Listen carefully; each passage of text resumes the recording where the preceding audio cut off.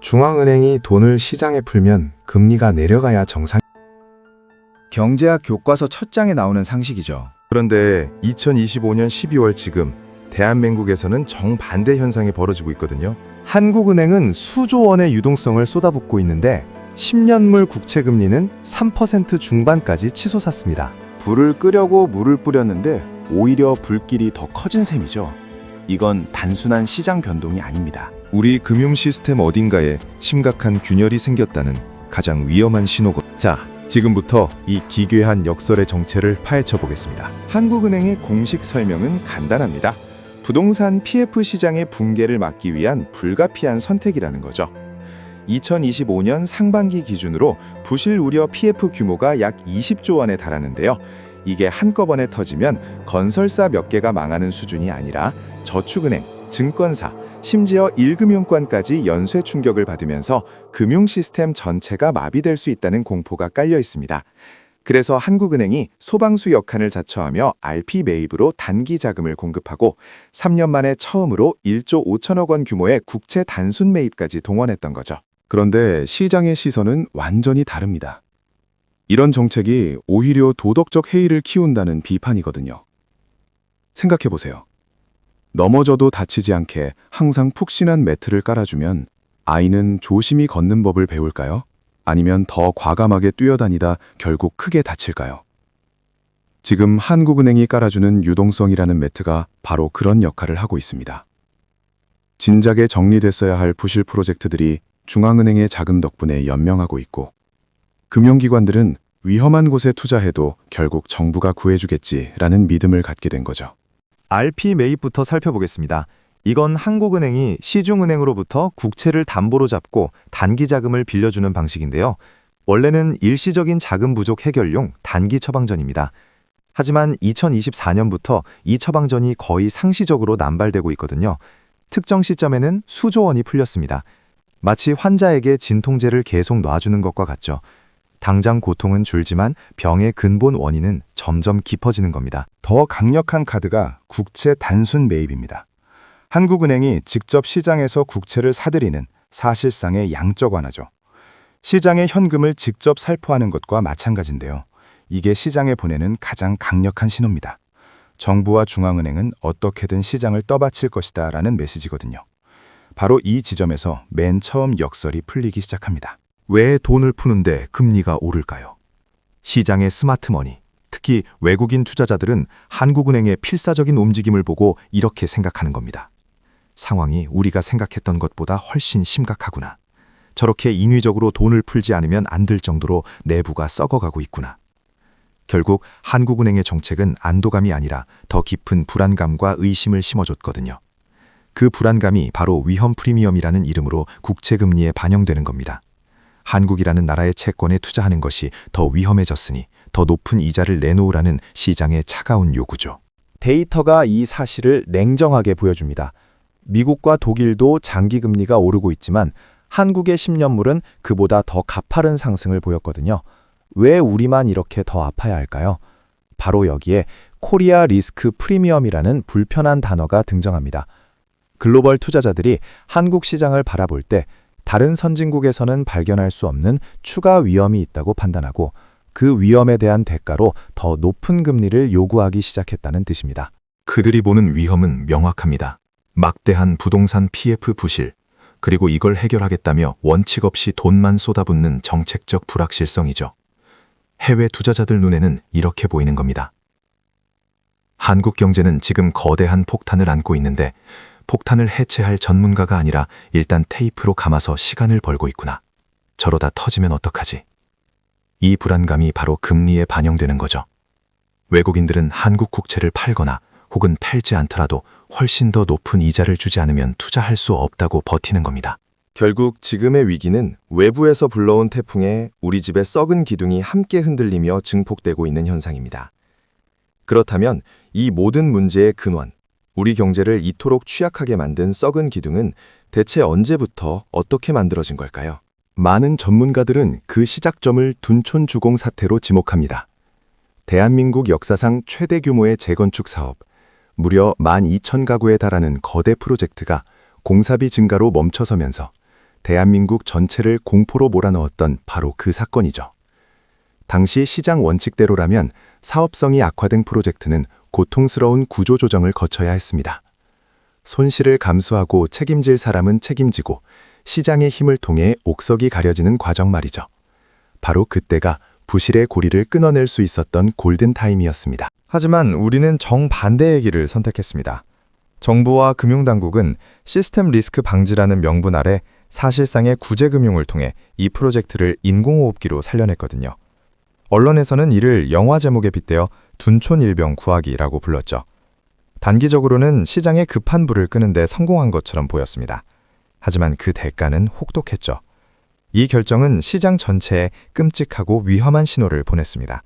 바로 대마불사, 즉 크기가 크면 절대 죽지 않는다는 신화에 정부가 공식적으로 도장을 찍어준 셈이거든요. 건설사, 증권사, 저축은행 할 것 없이 시장 참여자들은 중요한 교훈을 얻었습니다. 위험 관리는 필요 없구나. 일단 몸집만 키워서 사고를 치면 정부가 어떻게든 살려주는구나. 이때부터였습니다. 사업성 평가는 뒷전으로 밀리고 너도 나도 일단 짓고 보자는 식의 무분별한 PF 대출이 폭발적으로 증가하기 시작했죠. 진작에 정리됐어야 할 부실 사업장들은 정부의 유동성 공급이라는 링거를 맞으며 연명하게 됐습니다.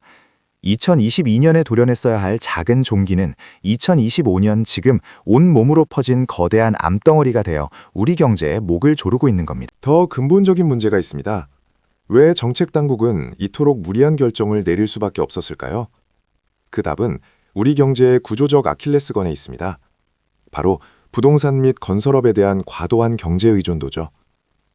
2024년 말 기준으로 가계부채와 부동산 PF 대출을 합친 부동산 관련 신용잔액이 우리나라 전체 민간 신용에서 차지하는 비중이 거의 50%에 육박합니다. 이게 얼마나 비정상적인 수치인지 감이 오시나요? 우리 경제라는 거대한 배가 부동산이라는 단 하나의 엔진에만 의존해서 항해하고 있는 것과 같거든요. 만약 이 엔진이 멈추면 배가 멈춰서고 침몰할 수 있다는 공포가 경제정책의 발목을 잡고 있는 겁니다. 이런 구조 속에서는 정치권과 정책당국이 부동산 가격 하락에 극도로 민감하게 반응할 수밖에 없죠. 표심과 직결되기 때문입니다.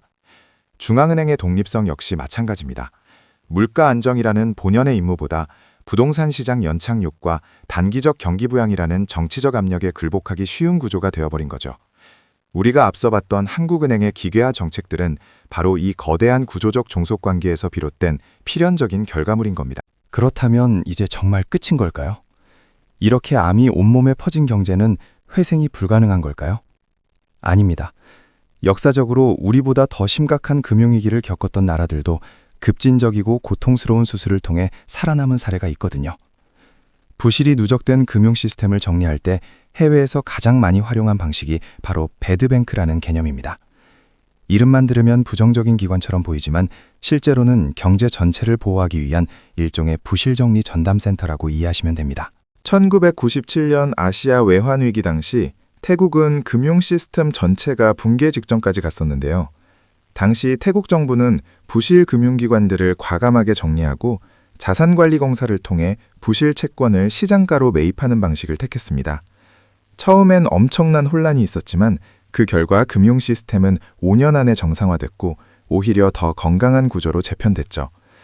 2000년대 초 일본도 장기 불황을 겪으며 비슷한 길을 걸었거든요. 좀비 기업들을 연명시키던 정책을 포기하고 산업재생기구를 만들어 부실 기업들을 구조조정했습니다. 핵심 원칙은 같았습니다. 부실을 숨기지 않고 조기에 드러내고 시장 메커니즘에 맞게 정리하는 것이죠. 일본도 초기에는 고통스러웠지만 결국 구조조정을 통해 경쟁력 있는 기업들만 살아남으면서 경제가 다시 활력을 찾기 시작했습니다. 다만 중요한 점은 이것은 해외의 사례일 뿐 한국이 지금 동일한 방식을 도입했거나 추진하고 있다는 의미는 전혀 아니라는 점입니다. 우리와 비슷한 상황을 겪었던 나라들이 어떤 선택을 했고 어떤 결과를 얻었는지를 참고할 수는 있기 때문에 위기 대응의 한 모델로서 살펴볼 만한 가치가 있는 사례들이죠.